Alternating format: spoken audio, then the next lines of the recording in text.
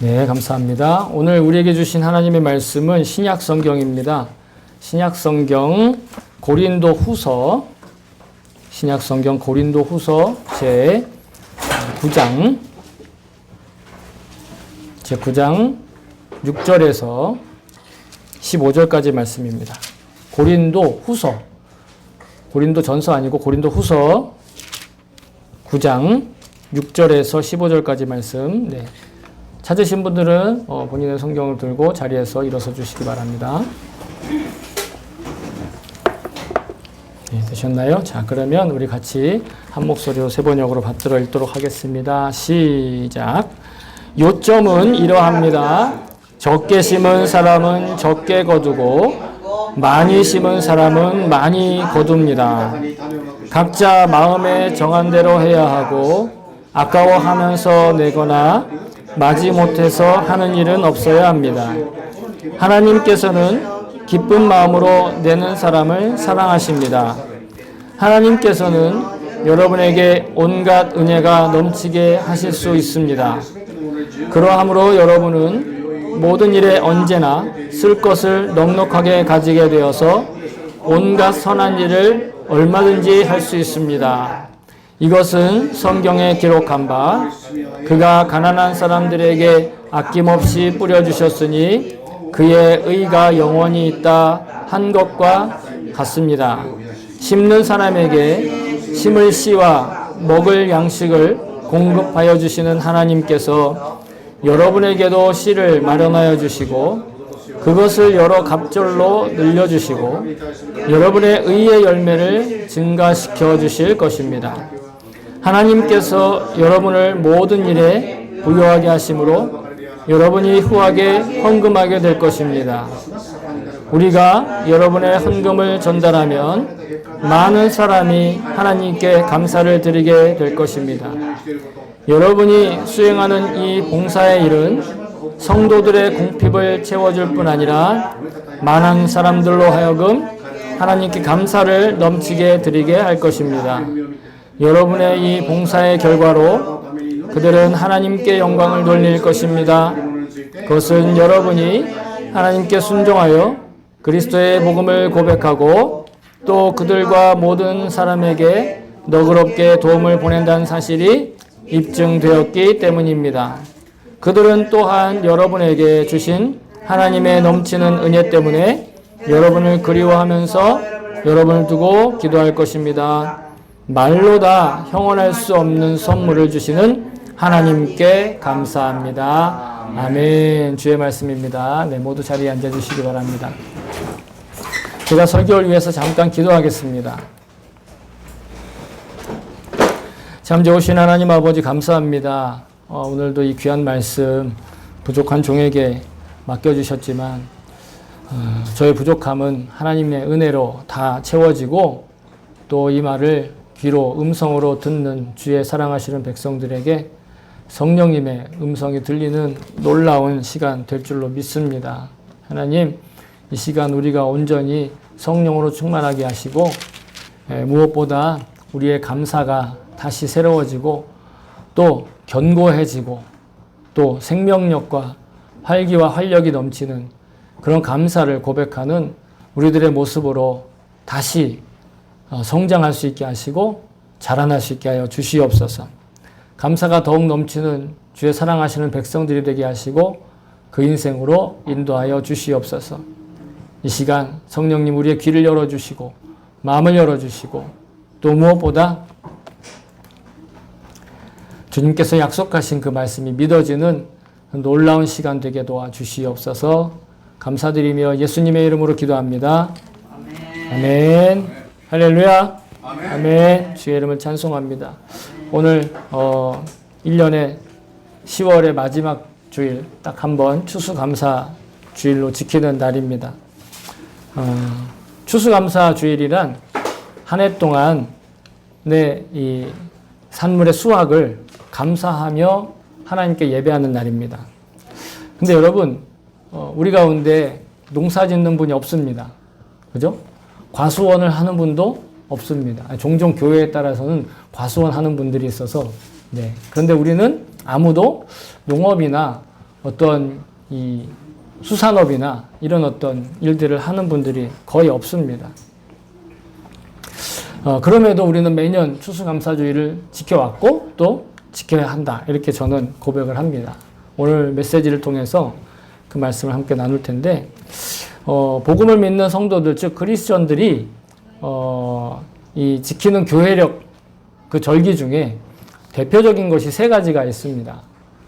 잘 아는 대로 첫 번째가 교회력이 시작되는 크리스마스입니다.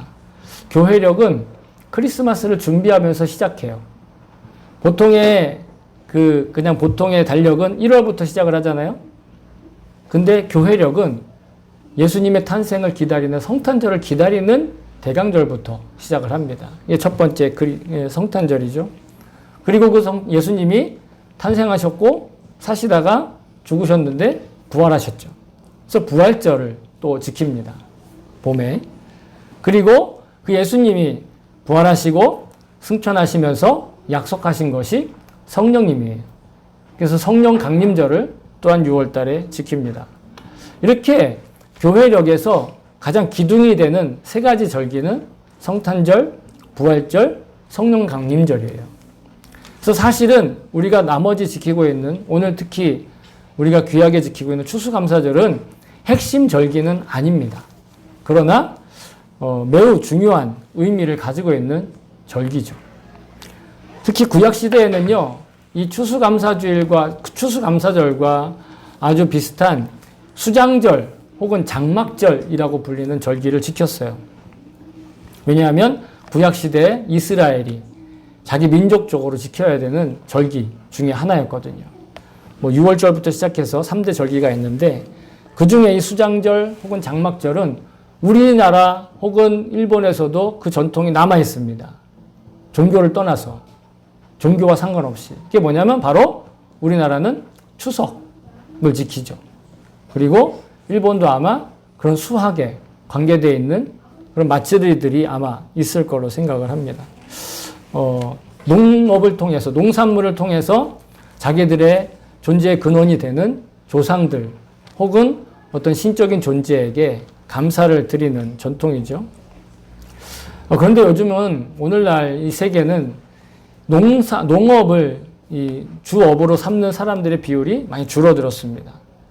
그런데도 놀랍게도 있잖아요. 오늘날 시대는요, 계절과 상관없이 농사 짓는 방법들이 개발됐어요. 어떻게?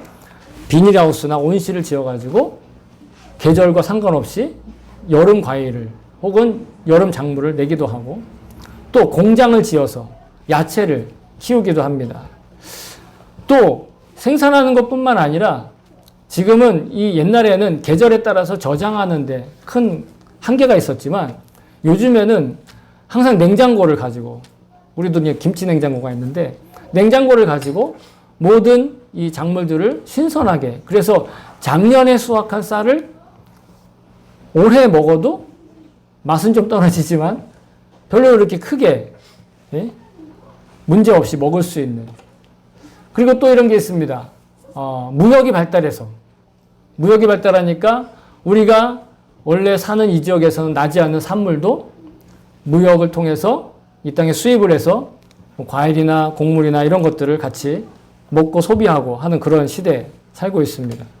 그러다 보니까 계절에 따라서 보편적인 사람들이 어떤 특정한 계절이나 시기에 추수를 하고 그 추수한 결과에 대해서 감사하고 그 결과에 대해서 감격해하는, 그리고 관심을 갖는 그런 일들이 예전에 비해서는 현저하게 떨어지죠. 요즘에는 뭐가 관심이 있어요? 언제 추수할까? 얼마나 추수량이 있을까? 이런 거 관심 없어요. 나에게 팔로워가 몇 명이 있느냐? 내가 얼마나 사람들한테 좋아요를 많이 받느냐? 이런 것들이 더 관심 있는 시대죠.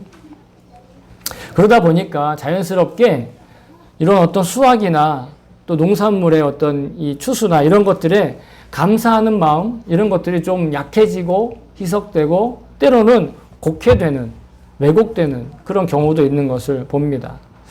그런데 오늘 우리는 이 성경 말씀을 통해서 그런 세상의 흐름이나 시대의 변화에 따라서 달라지는 추수감사의 의미가 아니라 물질적인 그리고 경제적인 이유에서가 아니라 영적이고 성경적인 의미에서의 추수감사에 대해서 함께 배우고 또 다시 한번 회복하는 그런 시간이 되시기를 바랍니다. 오늘 본문은 우리가 고린도 후서 9장 6절부터 읽었는데 사실은 이 오늘 우리가 읽은 본문은 고린도 후서 9장 전체의 내용 중 일부입니다. 그 중에서 9장 전체의 내용의 핵심 키워드는 무엇이냐면 헌금에 관한 가르침이에요. 교회의 헌금을 어떻게 할 것이며 교회 헌금은 어떤 의미가 있는가. 그래서 교회의 헌금이 갖는 어떤 세속적인 의미라든가 경제적인 어떤 그런 이유가 아닌 영적이고 성경적인 이유와 목적에 대해서 사실 9장 전체가 이야기를 하고 있거든요. 그 중에 오늘 우리가 함께 읽었던 구절인 6절에 우리가 정말 주목해야 되고 또 다시 한번 우리 마음에 새겨야 될 그런 구절이 있는데 그것은 무엇이냐면 적게 심은 사람은 적게 거두고 많은 심은 사람은 많이 거둔다. 또 일본어 성경은 약간 다르게 나와 있어요. 아까워하면서 심은 사람은 아까운 것을 거두고 또 아깝지 않게 풍성히 심은 사람은 풍성히 거둔다. 그러니까 많이 거둔다 하고 풍성히 거둔다 이렇게 나와 있는데 이 차이에 대해서 좀 설명을 하려고 하는데 사실 뭐 우리도 그런 말 하잖아요. 콩 심은데 콩 나고 팥 심은데 팥 난다.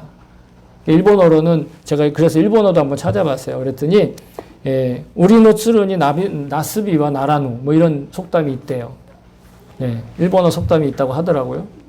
적은 걸 심으면 적은 걸 거두고 많은 걸 심으면 많은 걸 거둔다. 매우 지당하게 들리기도 하면서 어떻게 보면 우리의 믿음도 실력에 따라서 좋은 믿음을 가진 사람은 좋은 어떤 결과를 얻고 나쁜 실력을 가지고 있으면 나쁜 결과를 얻는 것처럼 이렇게 여겨지기도 한데 그런데 성경에 보면 전혀 그거와 상관없는 이야기도 있거든요. 뭐냐면 예수님께서 마태복음 20장에 보시면 포도원의 일꾼들을 불러서 일을 시키는 일꾼들을 고용하는 주인의 이야기가 나와요. 천국이 마치 포도원의 일꾼들을 불러서 사람들을 고용하는 주인과 같다. 이렇게 얘기를 하거든요. 근데 거기서 굉장히 재밌는 건 뭐냐면 아침에 일찍 나가가지고 일꾼을 사왔어요. 그리고 이 주인이 계속 심하다 나가서 일꾼을 사와요. 그래서 그 포도원 농장에 아침부터 열심히 투약봇해서 일한 사람도 있고 마지막에 단 1시간 동안 그 일했던 기구들 있잖아요. 도구들 정리하는 1시간 정도 일한 사람도 있는 거예요. 그런데 그들에게 이 일한 품삯을 어떻게 주느냐? 보통 우리 같으면 열심히 일한 사람은 어떻게 해야 돼요? 많이 주고 별로 일 안 한 사람은 적게 줘야 될 거 아니에요. 10시간 일한 사람 곱하기 1100엔 이렇게 주고 1시간 일한 사람 곱하기 1100엔 이렇게 줘야 되잖아요. 아닙니까? 네. 여러분들은 이미 다 결과를 알고 계시니까. 근데 여러분 다 아시다시피 그 주인은 어떻게 주냐면 아침부터 일한 사람도 일당 한 데나리온. 그냥 막판에 들어와서 뒷정리만 한 1시간 정도밖에 일하지 않은 그 사람에게도 일당 1달란트, 1데나리온. 그 데나리온이라는 게 그냥 일당이란 뜻이에요. 하루의 품삯. 그러니까 많이 일한 사람이나 적게 일한 사람이나 똑같이 품삯 한 데나리온을 받았다는 거예요. 그러면서 얘기하는 게 약속된 것을 받았다 이렇게 얘기를 합니다. 즉 사람의 노력과 실력과 또 헌신과 아니면 뭔가 대단한 자기의 노력으로 인해서 많이 받는 것이 천국이 아니라 하나님이 무엇을 약속했느냐를 따라서 받는 것이 천국이라는 거예요. 이 땅의 나라는 인간의 노력의 결과에 따라 재능의 결과에 따라 실력의 결과에 따라 받는 게 달라요. 그런데 하나님 나라는 하나님의 약속에 의해서 주어지고 그것이 바로 은혜라는 거예요. 그러니까 적게 일하고 많이 받은 사람, 적게 일하고 일당을 받은 사람이 그래서 은혜다. 그러니까 난 조금만 일하고 노력 열심히 안 하고 누릴 건 다 누려야지. 이런 뜻으로 얘기하는 것이 아니라 하나님이 약속하신 것을 주신다. 그게 천국이다. 그러나 그것이 인간이 보기엔 조금 부조리할 수도 있고 공평하지 않게 느껴질 수도 있다라는 거예요. 그렇기 때문에 오늘 우리 6절의 말씀과는 어떻게 보면 부딪히는 말씀이잖아요. 많이 심은 사람 많이 받고 적게 심은 사람 적게 받는데. 그죠? 근데 그래서 제가 성경에 원어 성경을 한번 들춰봤어요. 이게 어떤 표현을 썼는가. 여기 많은 것이라고 번역된 원어는 유로기아라는 단어를 쓰는데 이 유로기아라는 단어가 많다라는 뜻도 있지만요. 아름다운 말 혹은 칭찬 혹은 찬미, 축복하다 이런 뜻도 있어요. 많다라는 뜻도 있지만 축복하다, 칭찬하다, 찬미하다, 아름다운 말을 하다 이런 뜻도 있다라는 거예요. 그래서 어떻게 보면 오늘 본문에 유로기아라고 쓴 단어의 번역은 직역이라기보다는 의역이에요. 근데 일본어 성경은 약간 의역과 직역을 섞은 것 같아요. 풍성하다는 말은 숫자적으로도 이해할 수 있지만 뭔가 좀 풍요롭고 풍성한 그런 뜻이 있기 때문에. 그리고 여러분들 가지고 있는 성경 중에는 그 만이라는 부분에다 각주를 달아놓고 기쁜 소식을이라고 적혀 있는 경우도 있어요. 이게 왜 그랬는가?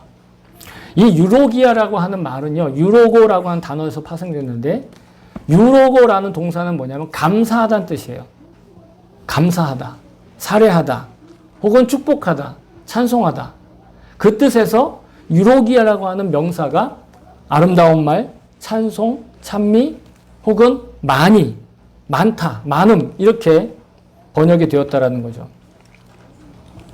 무슨 뜻이냐면 이 얘기를 다시 우리 신앙생활에 적용을 해보면 우리의 믿음 생활이 어떤 실력과 더 노력과 아니면 내가 뭔가를 더 많이 헌신하고 그래서 그 먼 헌신한 것으로 더 많은 결과를 얻어내기 위해 신앙생활을 하는 것이 아니라 우리의 마음이 하나님을 찬송하고 또 하나님의 하신 일들을 경배하고 또 하나님께서 우리에게 해주신 일들에 대해서 우리의 말로 최선을 다해서 반응하는 것. 그것이 바로 유로기아라는 뜻이라는 거예요. 그러니까 그렇게 하나님께 심은 사람, 즉 하나님께 아름다운 마음으로 심은 사람, 또 찬송의 마음으로 심은 사람은 하나님께서 그가 찬송할 만한 결과를 주신다라는 거예요. 당연한 얘기를 하고 있는 것 같지만 여러분, 많은 사람들이 신앙생활을 할 때 자기의 헌신과 섬김과 자기의 어떤 신앙생활에 대해서 마치 투자하는 것처럼 하나님께 투자하고 하나님 나라에 투자하고 교회에 투자하고 그것에 대한 어떤 결과를 얻는 것처럼 그렇게 신앙생활하는 경우가 종종 발생한다는 거예요. 왜? 우리의 삶이 그러한 삶으로 가득하니까. 아까도 말씀드렸죠? 하루 종일 일한 사람이나 1시간 일한 사람이나 같은 품삯을 받는 건 우리 마음에 어때요? 불편해요. 불공평하다고 생각해요. 그런 삶을 우리가 살고 있기 때문에 신앙생활도 내가 좀 더 하나님께 열심히 하고 좀 더 하나님께 모든 것들을 다 드리면 그럼 하나님이 그거보단 더 많은 것들을 우리에게 주셔야 한다라고 어떻게 해요? 속으로 생각한다는 거예요. 그래서 뭔가 문제가 생기면 내가 뭘 잘못했나? 내가 뭔가 잘못한 일이 생기면 내 삶에 어떤 좋은 일들이 좋지 않은 일들이 일어나면 내가 뭔가 좀 더 열심히 해야 되는 건 아닐까? 물론 삶의 문제를 통해 자기와 하나님과의 관계를 살펴보는 건 좋은 일이에요. 나쁜 일은 아니에요. 그러나 그것이 마치 내가 더 많이 헌신하지 않아서 내가 더 많이 섬기지 않아서 내가 더 많이 뭔가를 드리지 않아서 그런 일들이 일어났다고 생각하는 건 하나님의 은혜를 오해하는 거라는 거예요. 그러면 이 많다라는 말, 유로기아는 어떤 뜻인가? 우리가 하나님께 대해서 무엇을 심는가? 감사와 축복을 심으라는 거예요. 내가 하나님께 감사와 축복을 심으면 하나님께서 내가 감사하고 축복할 일을 더 주신다라는 거예요. 그러니까 내가 좋은 마음으로 하나님을 섬기고 자원하는 마음으로 하나님을 섬기고 또 하나님께 기쁨으로 섬기면 하나님은 그것을 그대로 갚아주신다라는 그 뜻이에요. 그 말이 많이 심는 사람은 많이 거두고 적게 심는 사람은 적게 거둔다는 그 말로 표현되었다라는 것이죠. 만약에 우리가 어떠한 결과를 바라고 투자를 하듯이 그래서 하나님께 내가 이 정도를 해드리면 하나님이 이것은 반드시 해결해 주실 거야 라는 마음으로 심었다면 여러분 그것은 아무리 1억을 헌금하고 집을 갖다 바치고 전세산을 다 기부했어도 그건 적게 심은 거예요. 그건 안 심은 거나 다름이 없어요. 그런데 내가 내 경제 형편이 그렇고 내 일상생활이 아주 보잘것없지만 그럼에도 기쁨으로 자원하여 그리고 하나님을 찬양하는 마음으로 적게 드렸다 할지라도 사람들에 비교해서 적게 드렸다 할지라도 그래도 내가 최선을 다해서 드렸다고 한다면 그럼 그 사람은 많이 심은 거예요. 그래서 예수님이 무슨 얘기를 하셨냐면 헌금함에 동전 2개를 넣은 과부 헌금하는 걸 보시고 저 사람이 다른 사람보다 많이 헌금했다 이렇게 얘기했어요. 왜? 그 여인에게는 가난한 그 여인에게는 그 동전 2개가 자기 전 재산의 거의 전부였거든요. 그걸 들었기 때문에 숫자가 많으냐 적으냐가 아니라 그가 어떤 마음을 많은 마음을 드렸느냐 적은 마음을 드렸느냐 우리가 뭔가 얻기 위해서 마치 투자를 하듯이 하나님의 일을 바라보고 천국을 바라보고 하나님 나라의 것들을 생각하게 된다면 그건 적게 심은 거예요. 은혜를 생각하며 찬양과 축복과 감사로 심고 그리고 섬기고 헌신하는 것. 여러분 그것이 진짜 많이 심은 것이에요. 하나님께 그런 마음으로 섬기고 헌신하시고 순종하실 수 있기를 축복합니다.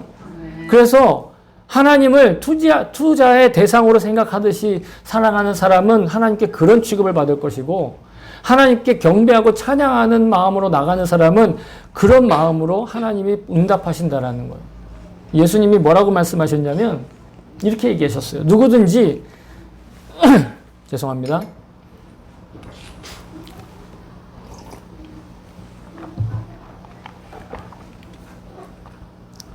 누구든지 사람 앞에서 나를 시인하면 나도 하늘에 계신 내 아버지 앞에서 그를 시인할 것이에요. 초점은 시인하면 시인하신다라는 거예요. 주님을 바라보시면 우리가 주님을 바라보면 주님도 우리를 바라보신다라는 거예요. 우리가 주님을 기억하면 주님도 우리를 기억하신다라는 거예요. 그러나 그 반대면 또한 주님도 우리를 그 반대로 보실 수밖에 없다라는 거예요. 여러분 그러니 하나님께 헌신하고 봉사하고 때로는 헌금하고 봉헌하는 것 여러분 그것은 어떤 투자가 아니에요. 아니면 생색내기도 아니에요. 아니면 그냥 해보는 것도 아니에요. 주님의 사랑하심과 그 은혜에 대한 고마움과 감사의 마음으로 표현하는 게 우리의 헌금과 우리의 헌신과 봉사와 또 그리고 순종이 되어야 될 줄로 믿습니다. 그리고 그러한 모습 자체가 사실은 우리가 주님을 어떻게 믿고 있는지 나타나는 열매이기도 합니다. 그러니까 우리가 뭔가 열심히 했을 때 나타나는 결과가 열매가 아니라 사실은요, 우리가 주님께 헌신하는 그 자체, 섬기는 그 자체, 주님을 위해서 나의 삶과 나의 물질과 나의 소유와 명예와 그 모든 것들을 자원하여 드릴 수 있는 그 자체가 이미 우리에게는 열매인 것을 여러분 기억하실 수 있기를 소망합니다. 근데 하나님께서 우리의 어떤 헌신과 봉사를 기뻐하시는가 사랑하시는가 오늘 7절을 보시면 그대로 나와 있어요. 7절에 뭐라고 나와 있냐면 아까워하면서 내거나 마지못해서 하는 일은 없어야 하고 하나님께서는 어떤 마음으로 기쁜 마음으로 내는 사람을 사랑하신다. 기쁜 마음으로 내는 사람. 근데 여기서 말하는 기쁜 마음이라 여러분 기쁘다는 표현이 성경에 많이 나오는데 그 중에 할라로스라고 하는 단어를 썼어요. 기쁘다 할 때 할라로스. 그러니까 기쁘다는 말이 또 다른 말도 또 있어요.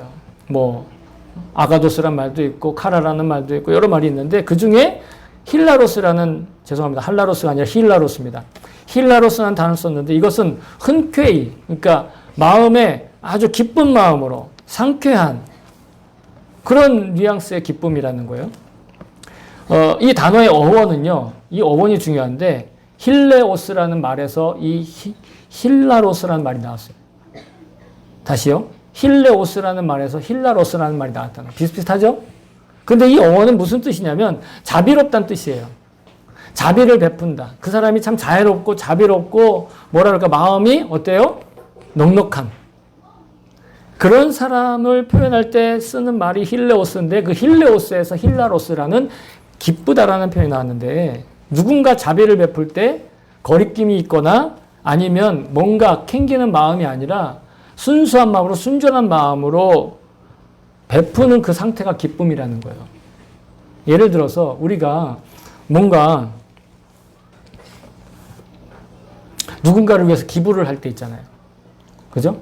누군가를 위해서 기부를 하는데 그 기부하는 마음이 불쌍한 마음으로 또 자비로운 마음으로 하면 누군가를 보살필 때 그럼 우리 마음이 어때요?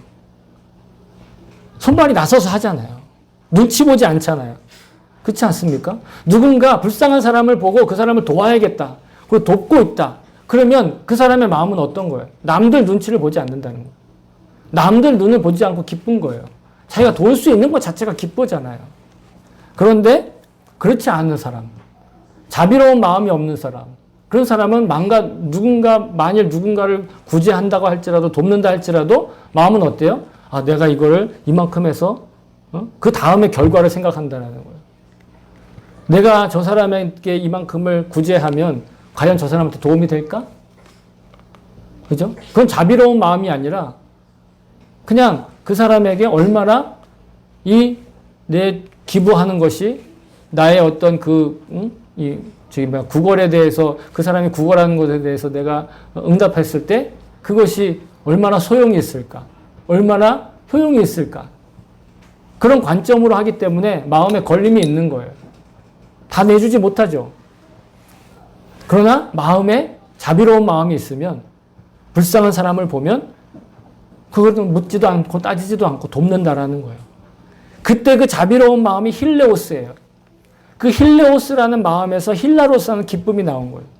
그러니까 이것은 감정적인 기쁨이 아니라는 거예요.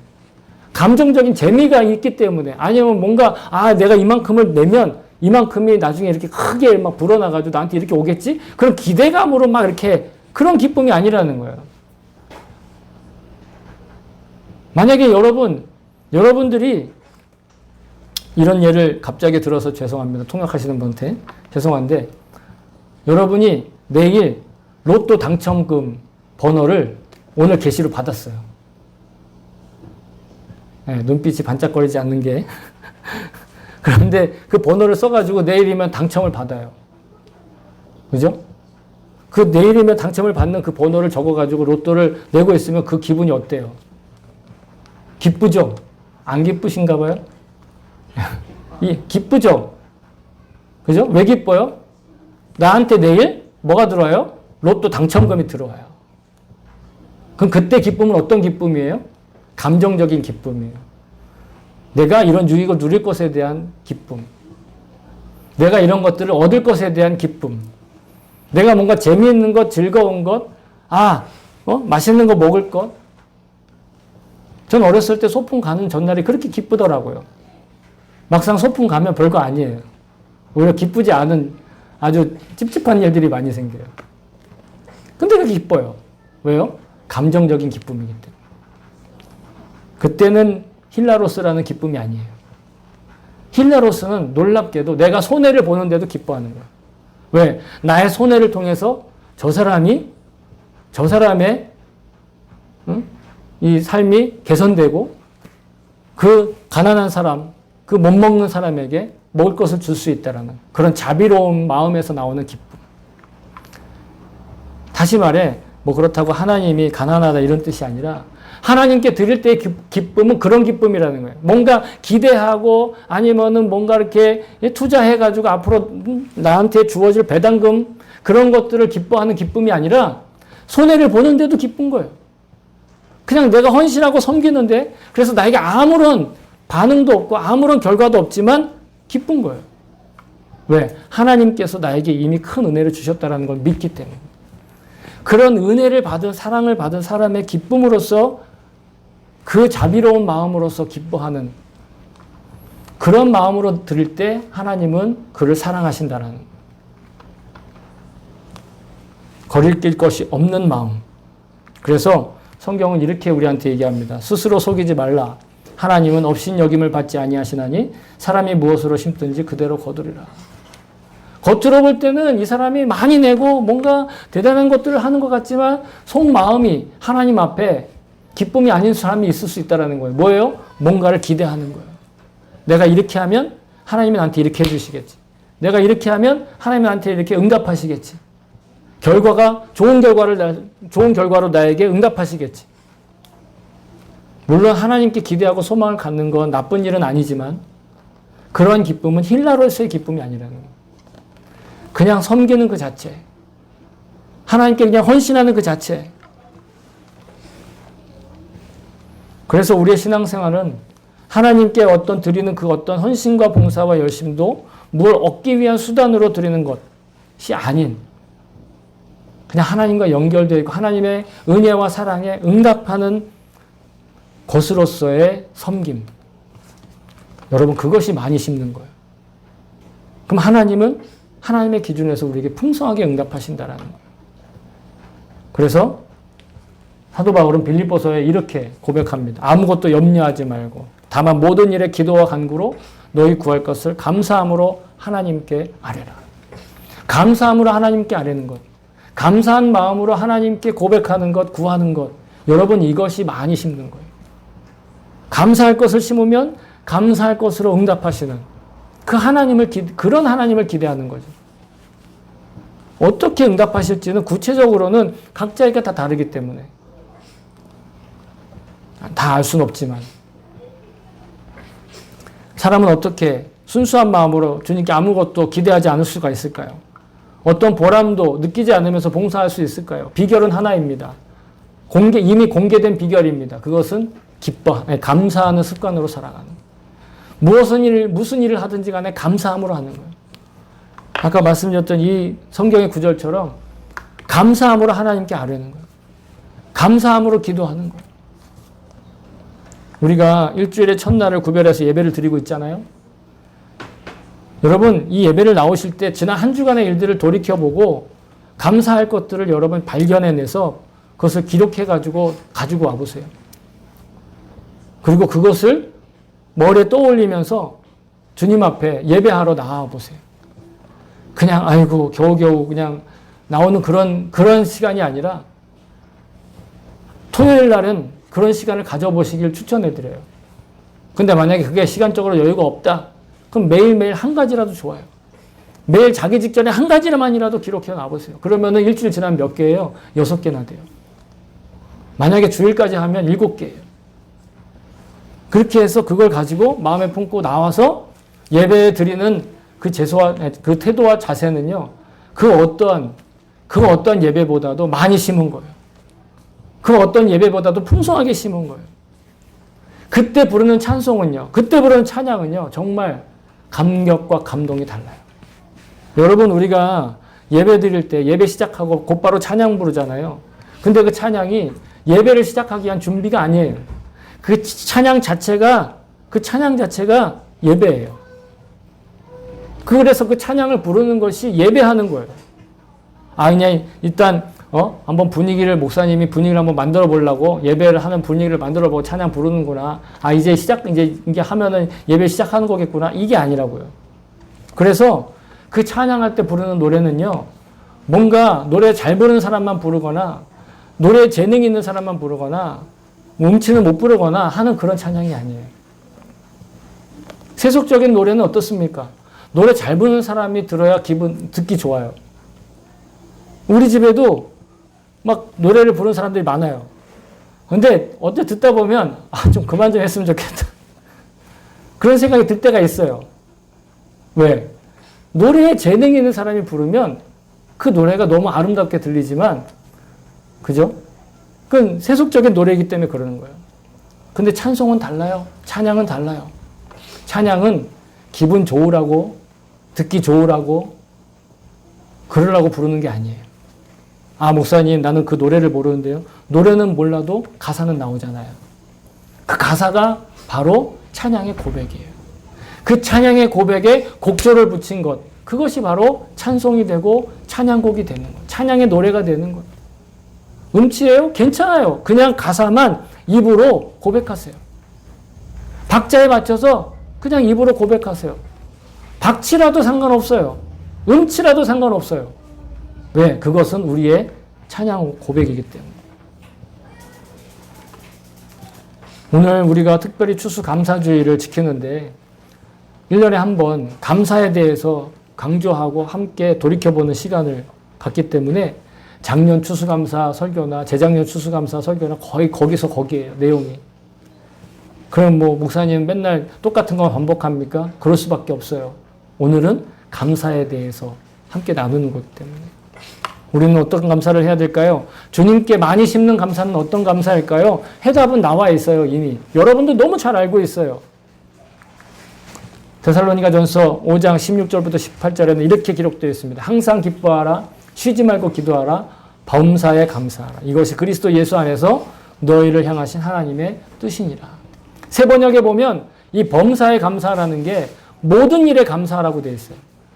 말 그대로 모든 일이에요. 모든 일은 좋은 일, 나쁜 일, 또 부조리한 일, 이해 안 되는 일, 또 내가 도무지 감당할 수 없는 일, 그게 다 포함돼요.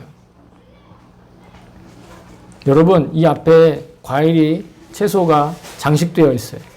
뭐 이런 풀들도 장식이 되어 있는데 아마 여러분 이걸 직접 키우고 재배한 것은 아니잖아요. 전문적인 농업인들이 정성과 자신의 재능, 실력들을 다 동원해서 키워낸 어떻게 보면 작품들이죠. 저와 여러분은 이 추수감사 한다고 해서 한 달 전부터 한 구자에 1,000원씩 해가지고 자기가 원하는 만큼 이 봉헌 헌금을 해가지고 여기에 이렇게 다 모았어요. 근데 여러분들이 한 일은 어떻게 보면 헌금한 일이고 그 헌금을 벌기 위해서 수고를 하고 일상생활을 지킨 일이죠. 그렇기 때문에 직접적으로 이 과일을 드리는데 나는 헌신한 일이 없다라고 생각할지 모르겠지만 우리가 이러한 과일을 봉헌하고 추수감사의 절을 통해서 이러한 일들을 하는 이유는 뭐냐면 사실은 이 모든 것들이 하나님의 역사하시는 증거이기 때문에 그러는 거예요. 제가 매년 감사 때마다 반복해서 강조해 드리는데 과일 하나를 보더라도 여러분 그냥 이 과일이 얼마나 맛있겠나, 당도가 얼마나 될까, 얼마나 비쌀까, 쌀까 그런 관점으로 보지 마시고 하나님께서 이 과일을 열매 맺게 하시는데 어떠한 일들을 하셨는가를 주목해 보세요. 우리가 봐야 될 것은 그러한 점이라는 거예요. 이게 얼마냐, 이게 얼마나 맛있냐, 이게 어떠한 효능이 있느냐, 효과가 있느냐가 아니라 하나님은 이 과일들을 어떻게 키워내고 계시는가, 이 작물들과 이 농산물들과 그리고 저 개천에 피어있는, 여러분 놀라지 마세요. 오늘 이 장식을 위해서 누군가 개천에 가가지고 풀까지 뜯어왔어요. 풀 뜯어왔다니까 좀 표현이 그렇지만 갓대도 꺾어왔어요. 왜? 하나님이 하시는 일을 증거하기 위해서. 하나님이 그렇게 하신다라는 거예요. 시편에는 모든 살아있는 것들에게 먹을 것을 주신 주님께 찬양하라는 시편 말씀이 있어요. 모든 살아있는 것들에 먹을 것을 주시는. 하잘것없어 보이는 어떻게 보면 이 풀들도 여러분, 어떤 살아있는 것에는 이게 먹을거리가 돼요. 우리는 이게 먹을거리가 아니지만, 어떤 살아있는 것에게는 이 풀도 먹을거리가 돼요. 우리가 추수감사주일에 과일과 채소나 이런 농산물들을 봉헌하고 장식하고 또 함께 나눠 갖고 예배 후에 함께 나눠 먹고, 여러분 그것은 단지 어떤 절기를 지키기 위해서 그냥 가을 됐으니까 이런 게 풍성하니까 좀 우리 돈 모아서 같이 한번 나눠 먹읍시다, 이 이상의 의미가 있다라는 거예요. 이렇게 봉헌하고 장식하고 그래서 예배드리는 건 하나님께서 우리의 모든 삶을 직접적으로 통치하고 계시고 보살피고 계신다고 하는 것에 대한 믿음의 고백으로서 이렇게 드리는 거예요. 솔직히 과수원에 있는 사람들이 이 과일을 맺기 위해서 자기 나름대로 애쓰고 노력했겠지만, 그 농작물을 내기 위해서 농부들이 열심히 일하고 수고했겠지만, 실제적으로 이 모든 것들을 키우시는 분은 하나님이시라는 거예요. 그 하나님을 우리가 예배하기 위해 1년에 하루 구별하여 추수감사주일을 지키는 거예요. 옛날에는 자기가 추수한 것을 가지고 감사를 했죠. 그러나 오늘날에는 그런 의미가 자기가 무언가를 추수해서 드릴 수 있는 그런 환경이 아니기 때문에 단지 특별헌금으로 십시일반 모아서 이 봉헌물을 함께 드리고, 또 이제 예배 끝나면 여러분 한 사람씩 나눠드릴 거예요. 꼭 가져가세요. 난 필요 없어요. 나는 과일 별로 안 좋아해. 그래도 가져가세요. 나누는 것이에요. 우리가 함께 먹는 것이에요. 그리고 하나님의 창조하심을 같이 느끼는 거예요. 하나님의 창조하심을 함께 고백하는 거예요. 사소한 일이라도 동참해야 하고 사소한 것이라도 함께 나눠야 돼요. 나는 헌금 안 했는데 내가 가져가도 돼요? 상관없어요. 우리가 과외를 주는 것이 아니라 하나님의 사랑을 함께 나누고 하나님의 창조하신 능력을 함께 감사하는 고백으로서 드리는 거예요. 우리는 각자의 사명이 있어요. 각자 삶의 자리가 있다고요. 그 각자의 삶의 자리에서 감사로 고백하는 것. 범사로 모든 것들을 감사하는 것. 감사는요, 찾아내야 돼요. 고구마나 감자를 캐내듯이 저는 캐낸다는 표현을 하고 싶어요. 땅 속에 감춰져 있지만 캐내면 그 고구마 감자와 같은 열매를 캐낼 수 있잖아요. 찾아내는 거예요. 저는 이런 식으로 감사를 찾아내고 있어요. 아침에 눈을 뜰 수 있어서 주님께 감사합니다. 양치질을 할 수 있어서 주님께 감사합니다. 오늘 제가 분노를 참지 못했지만 제가 아직도 주님의 손길이 절실히 필요하다는 것을 가르쳐 주셔서 주님께 감사합니다. 하루에 하루만큼 해야 할 일 다 하지 못했지만 나의 부족함과 나약함을 가르쳐 주신 주님께 감사합니다. 태양이 뜨는 것을 보며 하나님께서 또 하루를 창조하신 것을 가르쳐 주시니 주님께 감사합니다. 비가 와서 내 삶은 불편하고 찝찝하지만 하나님께서 우리에게 필요하게 그렇게 하신 것이니 또한 주님께 감사합니다. 지금 세상에 전쟁과 같은 미움과 같은 끔찍하고 두려운 일 많지만 그 때문에 주님의 복음이 더더욱 절실함을 가르쳐 주시니 주님께 감사합니다. 등등등등등등. 저랑 똑같은 것으로 감사하라고 저는 말씀드리지 못하겠지만 여러분들 삶 안에서도 분명히 그런 모든 감사가 있을 줄로 믿습니다.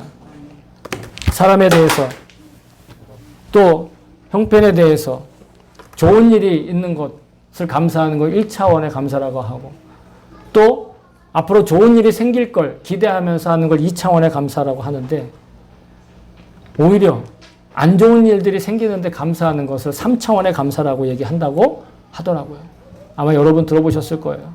그 3차원 감사의 주인공이 바로 구약 성경의 욥이라고 하는 인물입니다.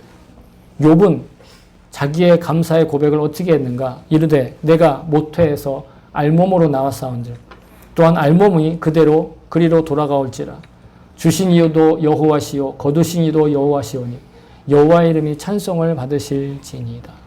욥은 재산도 다 뺏기고 사악한 사람들로부터 자기의 아들들과 재산이 다 날아가고 심지어는 자기 온몸에 두드러기가 나고 친구들도 자기를 심지어는 자기 부인도 차라리 그럴 거면 혀 깨물고 그냥 자살하는 게 어때요? 라고 권면할 정도로 비참한 그런 안 좋은 일을 당했어요. 그럼에도 이렇게 고백을 하는 겁니다. 내가 알몸으로 태어나고 알몸으로 돌아갈 텐데 나에게 주신 분도 하나님이시고 내 것을 거두가실 분도 하나님이시니 난 주님을 찬송한다. 이게 많이 심은 거예요. 이런 게 많이 심은 거예요. 그렇다고 여러분들이 다 이렇게 욥처럼 다 뺏기고 다 불행을 당하고 안 좋은 일이 일어나라고 말씀드리는 건 아니에요. 근데 우리의 인생은 이미 욥과 같은 그런 일들이 많이 일어나잖아요. 저희 어머니가 예수 믿으신 지가 별로 안 됐어요. 지금 보니까 한 11년 정도? 10여 년 정도 됐네요.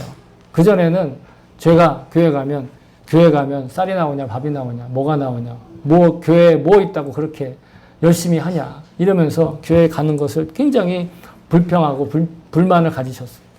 근데 제가 교회 가는 것만 그런 게 아니라 계속해서 무슨 일을 하든 계속 불평하고 불만 갖고 안 좋은 쪽으로만 생각하고 항상 그러게 사셨어요. 네? 한 30년 동안은 우울병 때문에 엄청난 또 고생을 하셨죠. 근데 지금은 긴 이야기가 필요 없고 지금 상황은 어떠한가? 하나님께서 감사하는 입을 주셨어요. 그래서 저랑 통화하면서 이런 얘기를 가끔 하세요. 사소한 것이라도 감사하다고 고백을 했더니 감사할 일이 계속 생긴다. 라고 얘기를 하시더라고요. 하나의 증언으로서 여러분께 고백을 해드리는 거예요.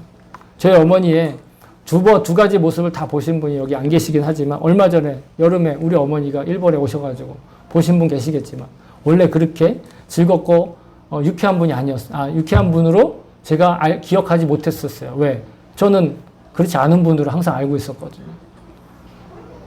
처음 우리 어머니가 일본에 처음 오셨을 때는 저희 딸이 태어났을 때 그때 이제 보살펴 주라고 오셨는데 그때는 얼굴이 이랬어요.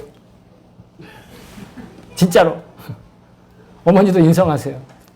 그런데 이제 올해 여름에 오셨을 때는 어머니의 표정이 이래요. 많이 웃고 그렇게 변화되셨어요. 감사의 능력이. 하나님께 감사를 심으면 감사함으로 심으면 하나님께서 감사할 것으로 더 많이 풍족하게 풍성하게 채워주시고 또 맡겨주신 줄로 믿습니다.